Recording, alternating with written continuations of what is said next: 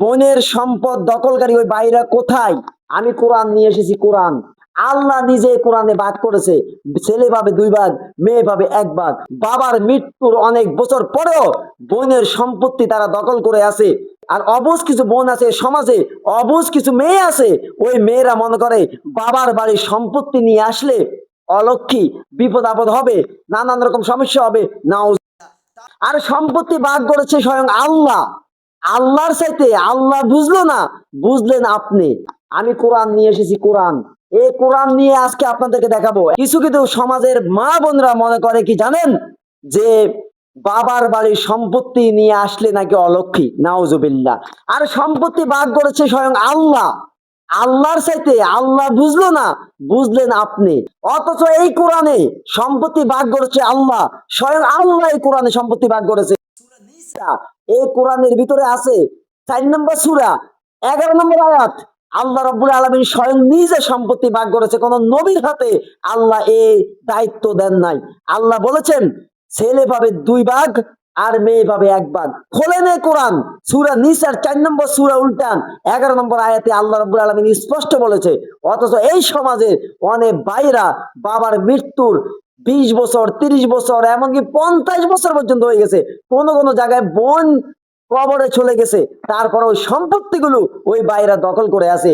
আর অবুঝ বোনদেরকে তারা বুঝাচ্ছে, না এই সম্পত্তি দেওয়া যাবে না, নিলে তোমার সমস্যা হবে, তোমাকে বিয়ে দিছি, তোমাকে এটা দিছি, তোমাকে সেটা দিছি, তোমাকে তো সারা জীবন দেখলাম শুনলাম, তাহলে এই সম্পত্তি নিলে তুমি গরিবই দেবা, তোমার নানা রকম সমস্যা হবে। আর কিছু অবুঝ বোন, অবুঝ মেয়ে, তারা মনে করে আসলে তো ঠিক। আরে ভাই, বিপদ মুসিবত কি কাউকে বলে আসবে? এতে গতকালকে দৌলতিয়া ফেরিতে যে মানুষগুলো বাস সহ পানিতে ডুবছে, এখন তারা কি জানতো যে তাদের বিপদ হবে? বিপদ মুসিবতের আল্লাহর নিয়ামত। আল্লাহ কোরআনে বলেছে বহু জায়গায়, আমি মুমিনদেরকে পরীক্ষা করি বিপদ মুসিবত দিয়ে। তো আপনি সম্পত্তি নিয়ে আসলে আপনার বিপদ আসবে, এটা কোনো কথা? সম্পত্তি ভাগ করলো স্বয়ং আল্লাহ, আর আপনি আল্লাহর চাইতে বেশি দয়াবান, এটা কোনো কথা?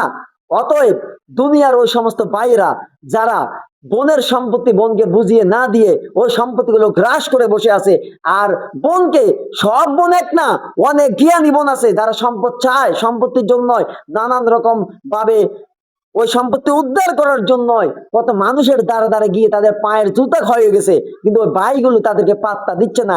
একের পর এক উসিলা দিয়ে, একের পর এক ধোঁকা দিয়ে বিভিন্ন রকম ভাবে বহু জায়গার মধ্যে জোর করে দখল করে আছে। অতএব আল্লাহ রাসূল বলেছে, যেই ব্যক্তি অন্যের সম্পদ বক্ষণ করে আছে অন্যায় ভাবে, কিয়ামতের ময়দানে তার অবস্থা হবে খুব মারাত্মক ভয়াবহ। এবং এক হাদিসে আল্লাহ রাসূল বলেছেন, অন্যের সম্পত্তি, অন্যের হক যদি আপনি সামান্য 1 বিঘা তো নেন, এটাকে টেনে আল্লাহ আপনার গলা দিয়ে দেবে। অন্যের হক আপনি মেরে কিসের নামাজ রোজা পড়তেছেন, কিসের আপনার হজ, কিসের নামাজ? এই নামাজ রোজা করে আর সম্পত্তি মেরে যদি আপনি মৃত্যুবরণ করেন, উপায়টা কি হবে একবার বিশ্বাস ভেবে দেখেছেন? অতএব আল্লাহ নিজে কোরআনে ভাগ করেছে, ছেলে পাবে 2 ভাগ, মেয়ে পাবে 1 ভাগ। আমি মানবতার কাজ করি, মানব সেবা করি, মানুষের পাশে দাঁড়ানোর চেষ্টা করি। সেই মানবতার জায়গা থেকে আমি এই কথাগুলো বলা ইমানি দায়িত্ব মনে করেছি, এই কারণে আমি বলেছি।